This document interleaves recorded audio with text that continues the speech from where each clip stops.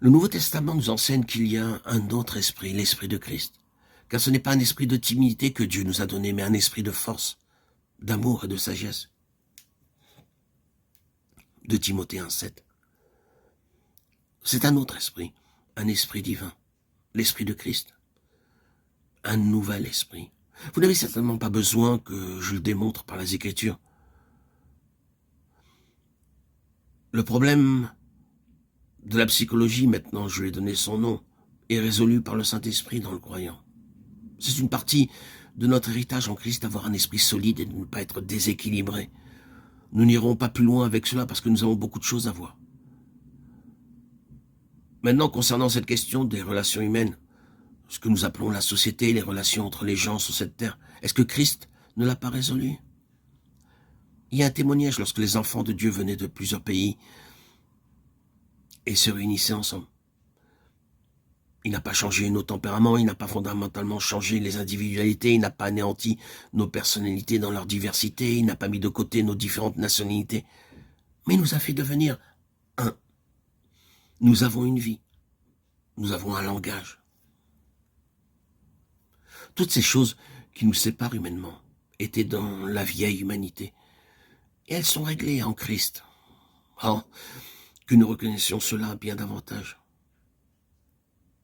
Quand se manifestent les divisions, quand il y a de la dissension et des schismes et des choses semblables, nous sommes dans la sphère de la vieille création.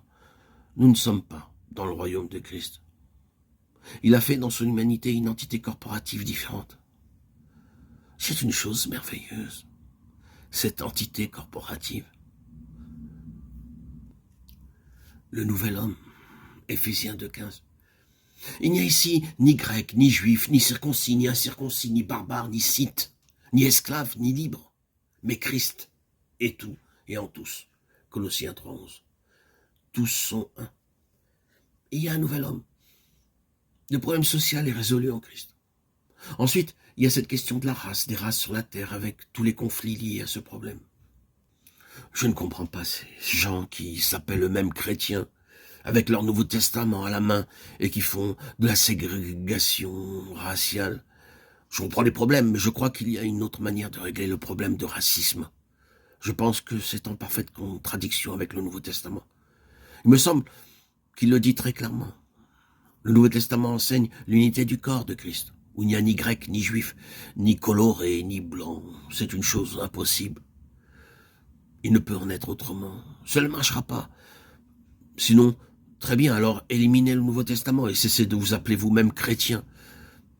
Cette chose est résolue en Christ. Tout cela a été démontré, possible et réalisable en lui. Cela nécessite seulement la grâce de Dieu et le gouvernement du Saint-Esprit des deux côtés. Non pas d'un côté seulement, mais des deux côtés. Et le problème sera résolu. Cela peut nécessiter de la patience, des ajustements. Mais la base, c'est qu'il nous a tous baptisés dans un esprit et dans un seul corps. Que nous soyons esclaves ou libres, ceci ou cela. Christ règle cette question.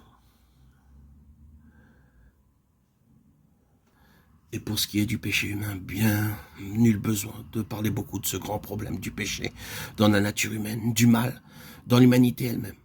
Il n'est pas utile de regarder au-delà de nous-mêmes. Nous savons que Christ a résolu ce problème. Mais c'est encore un problème insurmontable pour les gens qui s'intéressent à l'éthique. Ce problème qui a débouté de tout temps les philosophes de la moralité est réglé en Christ.